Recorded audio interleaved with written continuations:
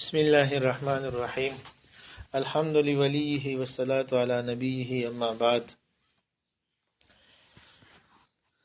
خبره د عذاب قبر او انامات قبر شروع و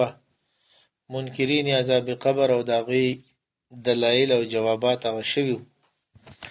نن د عذاب او ثواب قبر د قران مجید د آیاتونو پرانا کې. اعوذ بالله من الشیطان الرجیم بسم الله الرحمن الرحیم ولو ترى اذ الظالمون في غمرات الموت والملائكة باسطوا ايديهم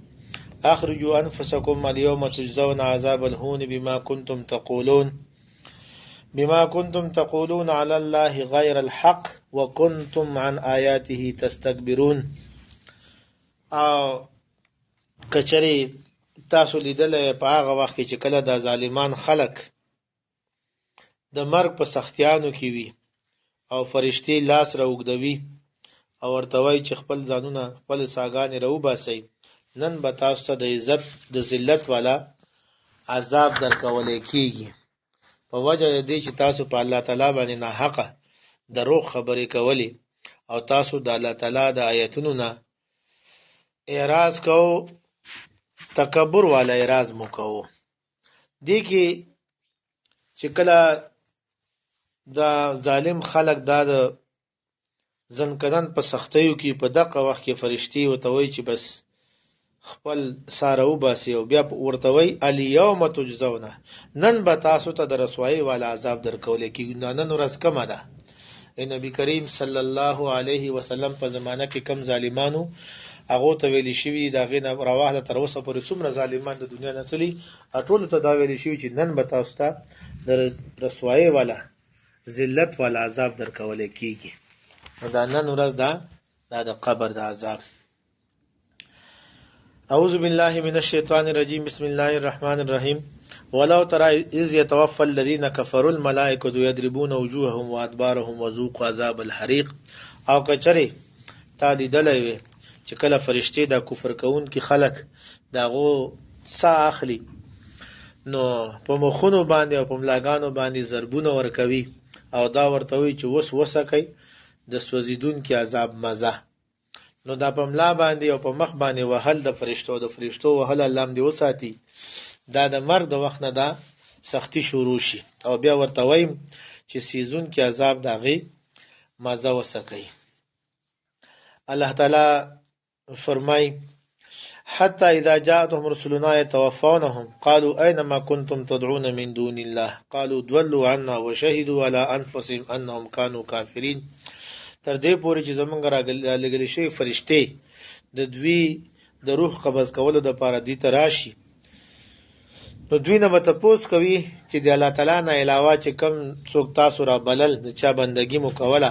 انن چرته دي. هغه به وایي چې نن خدای غوي سپته نشته دي او خو زمونږ مدد ونه کو او هغه زمونږ نه ورک شو او په خپل ځان باندې به اقرار وکړي چې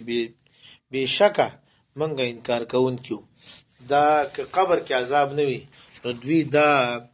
ولی وایي چې منګه انکار کوون کیو، نو دغه عذاب چې وګوري نو دوی به وایي چې هاي منګه غلطه لار اختیار کړی ده. ظالم متکبر خلق د هغه د مرګ حالات الله تعالی بیانوي.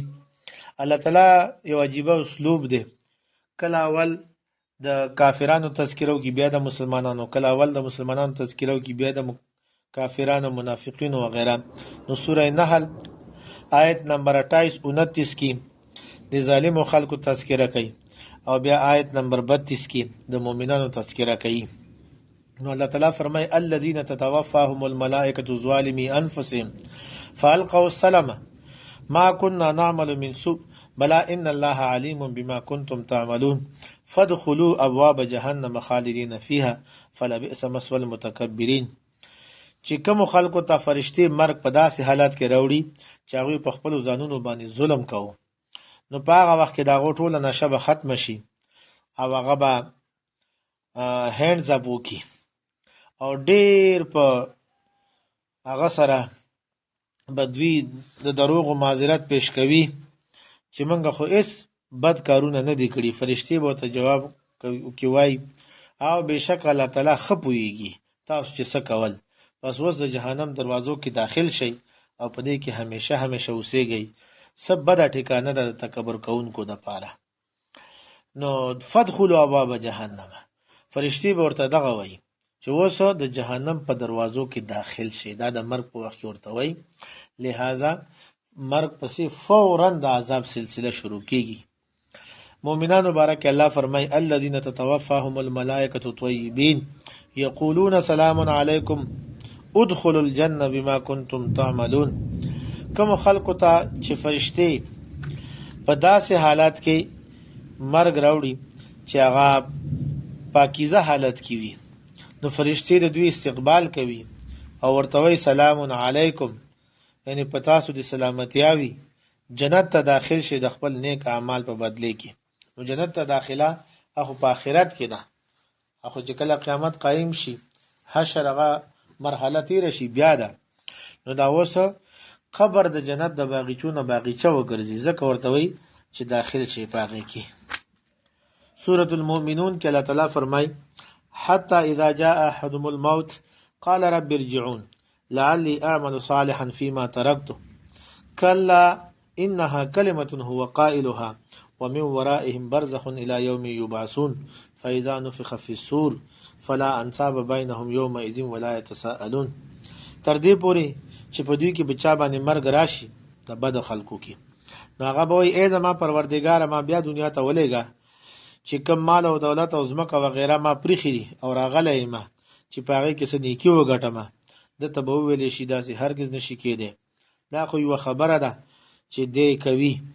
چې د خولې نه وځي د دې هېڅ فایده نشته دی او د دې نه مخې ته بیا یو برزخ دی یو آړ دی یو پرده ده د هغه ورځې پورې چې په کومه ورځ به دوی اوچتولی شي بس چې کله بیا شپېلۍ ووهلی شي نو په هغه ورځ به نه نسب په کار راځي او نه به چا نه پوښتنه کېږي دوی ده کې بد خلک د هغو باره کې فرمایي چې کله دوی لاړ شي ولته هغه عذاب وګوري دوی به چې الله موږ واپس دنیا ته ولېږئ چې څه نیکي میکي هغه وکړو راشو دوه قسمه خلک دنیا ته د راتلو ارمان کوي یو د بد خلک دوی چې موږ ایمان او عمل صالح والا ژوند تیر کو څه نیکي وګټو د عذاب نه بچ شو او یو شهدا به ان شاء الله سبا ته احادیثو کې راشي چې شهدا چې موږ نو هغوی به وایي چې موږ دنیا ته واپس ولېږه یا الله خود څه دپاره چې ستا په نوم باندې بیا قربان شو بیا شهادت ملاو شي صرف د دې دپاره به هغو واپس راتله کوي غواړي به الله تعالی د فرعون او د هغه د پیروکارو باره کې فرمایي النار یعرضون علیها غدوا وعشیه ویوم تقوم الساعه ادخلوا آل فرعون اشد العذاب اور دی چې په هغې باندې سار او ماښام دوی پیش کولی کېږي او چې په کومه ورځ قیامت قایم شي په هغه ورځ به فرشتو ته حکم وشي چې آل فرعون بدترین عذاب ته داخل کوي دا اور باندې سار او ماښام دوی پیش کولی کېږي حدیث کې راغلی دي ورته وایي چې دا موضوع دی چې کله قیامت قایم شي دې ته به راځئ دا د عذاب دپاره تکلیف دپاره او چې کله قیامت قایم شي بیا خو به سخت عذاب ته دوی داخلیږي نو دا سخت عذاب نه مخکې عذاب دا د مرګ نه تر د قیامت قایمېدو پورې به وي انعامات قبر باره کې سوره یاسین شریف کې یو کس واقعه ده بعضې مفسرین وایي چې د خپله بیمار او داسې بیماري وه چې خلکو ته تکلیف و نو لاړه او یو غار کې اوسېده او بعضې وایي چې نه د بچي باره کې دا تکلیف و به هر حال دته داعیان راغلي دعوت یې ورکړی دی نو دی مسلمان شوی دی ورته ویلي چې زه خو دې بوتانو ته 70 کاله پروت یم سجده مې ته لګولې ده دونه غواړم زما خو دا بیماري یا زما د زوی بیماري ټیک نه شوه هغه ته چې ته کله ایمان راوړې الله باندې او بیا الله نه وغواړي دا هر څه به ټیک شي نو هغه ایمان راوړو دعا یې وکړه هغه مرض یې ټیک شو بیا ورته هغو سامان وغیره به ښودلي وي هغوی لاړه چې موږ مخکې ځو دعوت نو چې کلي ته رسېدلي دي بیا دته په هغه وخت کې ذهن کې ورغلی چې راسه نه چې څوک تکلیف ورنه کړي نو بیا دې نه منډې وجاء من اقصى المدینة رجل یسعی بیا په منډه منډه روان دی لاړې هلته او بیا د حضرت مفتی صاحب تشریح کې فرمایلي وو چې دا د خلوت زندګۍ کې الله تعالی انسان ته یو عجیبه قوت ورکوي ګویایي قوت د دې اعمالو چې کله سړی خلوت کې دا خانقاهي چله د دې دغه فایده وي د کس لږ غونې وخت تېر کړی د الله تعالی په ذکر او عبادت کې او بیا تللی دی بیا د الته عجیبه دعوت و مالی لا عبد الذی فطرنی ما ته څه شوی چې دا غزاد بندګی نه کوم چا چې پیدا کړی موبوتان ته لګیای ما نو هغه به شهید کړي نه چې شهید کړي د په هغه وخت کې چې شهید ته په وینو کې لټ پټ پروت دی وی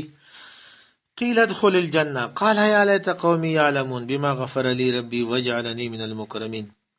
ویل شو دته چې جنت ته داخل شه دوی کاش زما قوم ته پته لګیدلې وي چې الله تعالی زما بخشش وکړو او زی په معزز خلکو کې وګرځولم نو دې دا خواهش کوي چې د خلکو ته پته ولګي دوی ایمان راوړي او دا کم څه چې الله تعالی ماته راکړي په دې کې دوه هم شریک شي دا رنګ الله تعالی فرمای ولا تحسبن الذين قتلوا في سبيل الله اموات بل احياء عند ربهم يرزقون فرحين بما آتاهم الله من فضله ويستبشرون بالذين لم يلحقوا بهم من خلفهم الا خوف عليهم ولا هم يحزنون او چې کوم خلک د الله تعالی په لار کې شهیدان شو هغه ته مړی مخ خیال کوي بلکې هغه د خپل رب سره الته ژوند دي هغه ته رزق ملاوي هغه خوشاله دي پاغي باندې چې الله تعالی د خپل فضل نه دوی تصور کړی دي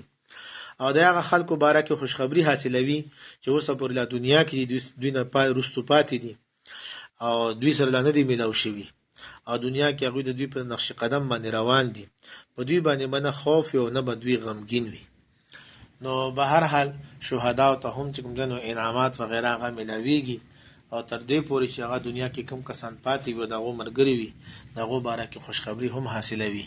سبا ته ان شاء الله د حدیث او پرانا کې پاګې باندې خبره کیږي الله دې موږ تاسو ته ایمان را نصیب کړي